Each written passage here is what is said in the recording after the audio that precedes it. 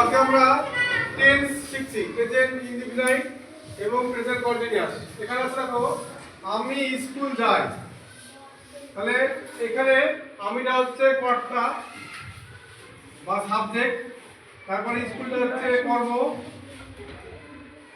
তারপরে যাইটা হচ্ছে ক্রিয়া। তো এই হচ্ছে বাক্যের অংশ। বাক্যের কটা অংশ? তিনটে।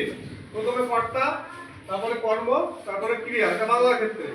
যখন এটা আমি ইংলিশে করব, আমি স্কুল যাই, তাহলে কি হবে? আমি যাই স্কুল, তাহলে আই গো টু স্কুল। তাহলে আইটা কি মানে? কে যায় স্কুল? সাবজেক্ট। আইটা কি? সাবজেক্ট। গোটা কি? ভার্ব মানে ক্রিয়া।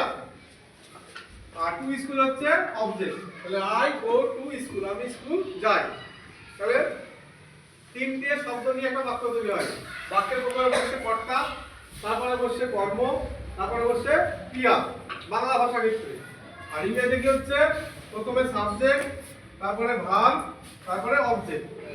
এবার দেখো পাশাপাশি চলে আসো, আমি বই পড়ি, তাহলে আমিটা এখানে কি? সাবজেক্ট না? তাহলে আমি ইংরেজি কি? আই। পড়ি ইংরেজি কি? পড়ি ইংরেজি কি? রিড। আর ই এডি, আই রিড। বই পড়ি, তাহলে এ বুক। তাহলে আই রিড এ বুক। তাহলে আইটা এখানে হচ্ছে সাবজেক্ট, রিডটা ভার্ব, আর বুকটা হচ্ছে object. Subject plus verb plus object, এইটা নিয়ে হচ্ছে আমাদের বাক্য। এবার বলছে আমি ফুটবল খেলি, কি হবে? আই ফুটবল খেলি, ফুটবল। তাহলে আই প্লে ফুটবল। তাহলে এই যে আমি চারটে টেন্স করলাম, আমি স্কুল যাই, আমি বই পড়ি, আর আমি ফুটবল খেলি। এইগুলো হচ্ছে প্রেজেন্ট ইনডিফিনাইট টেন্স। কি টেন্স? Present indefinite tense. যাই, পড়ি, খাই, লিখি, এগুলো হচ্ছে ইনডিফিনাইট টেন্স। যখনই আমি এগুলোকে কন্টিনিউয়াসে নিয়ে যাব, তখন হচ্ছে বর্তমানকালে কোনো কাজ যখন কিছুক্ষণ সময় ধরে চলবে। যেমন দেখো আমরা স্কুল যাচ্ছি, আমরা সাইকেলে করে স্কুল যাচ্ছি বা বাসে করে স্কুল যাচ্ছি, তাহলে তখন হবে কি? I am going to school. কি হবে? আই এর পরে বসছে এম ইজ এর মধ্যে একটা, আর ভার্বের সঙ্গে কি যোগ হলো? আইএনজি যোগ হলো। তাহলে সাবজেক্ট প্লাস এম অথবা ইজ অথবা আর, এই তিনটার মধ্যে কিন্তু একটা বসবে। এই তিনটার মধ্যে কি বসবে? একটা বসবে। তারপরে ভার্বের সঙ্গে কি হচ্ছে? আইএনজি যোগ হচ্ছে, দেখো।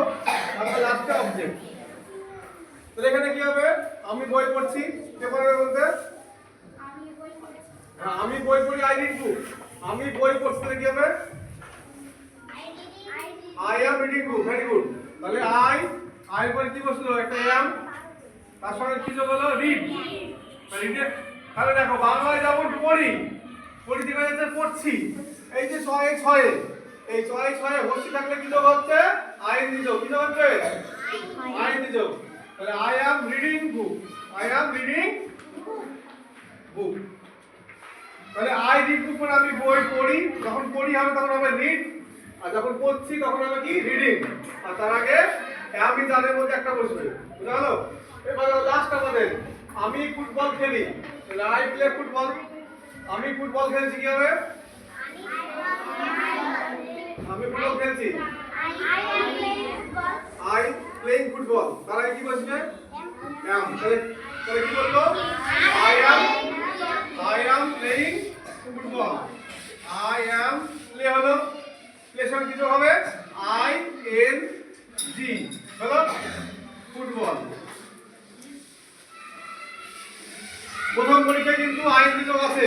প্রথম পরীক্ষা যে তোমাদের হবে 5 বছরের মাধ্যমে, এই পরীক্ষা কিন্তু কন্টিনিউয়াস টেন্স আছে। কিন্তু প্লে থেকে প্লেইং, গো থেকে গোয়িং, ডু থেকে ডুইং, সি থেকে সিং, রিড থেকে রিডিং, এটা তো কন্টিনিউয়াস টেন্স। ঠিক আছে? তাহলে আজকে আমরা প্রেজেন্ট ইনডিফিনাইট টেন্স শিখলাম আর প্রেজেন্ট কন্টিনিউয়াস শিখলাম। তো আমি স্কুল যাই, আরেকবার বলো। I go to school. আমি স্কুল যাই। I am going to school. I am going to school. আমি স্কুল যাচ্ছি। আমি স্কুল যাচ্ছি। I read book. I read book. আমি বই পড়ি। আমি বই পড়ি। I am reading book. I am reading book. আমি বই পড়ছি। আমি বই পড়ছি। I play football I play football. আমি ফুটবল খেলি I football play. I am playing football I am playing football. আমি ফুটবল খেলছি I football play. তাহলে এখানে আমরা দুই ধরনের বাক্য পেলাম পড়ি পড়ছি খেলি খেলছি আর যাই যাচ্ছি তাহলে যাই মানে কি 10টার সময় স্কুল যাই আর যখন আমি আসছি সাইকেলে করে বা বাসে করে স্কুল আসছি তখন হয়ে যাবে গোয়িং তাহলে গো থেকে কি হলো গোয়িং প্লে থেকে কি হলো প্লেইং তারপরে রিড থেকে কি হলো রিডিং আর তার আগে বসবে অ্যাম ইজ এর মধ্যে একটা তাই না তো আজকে এইটুকুই থাকলো যদি তোমাদের ভালো লাগে তাহলে তোমরা লাইক করবে এবং শেয়ার করবে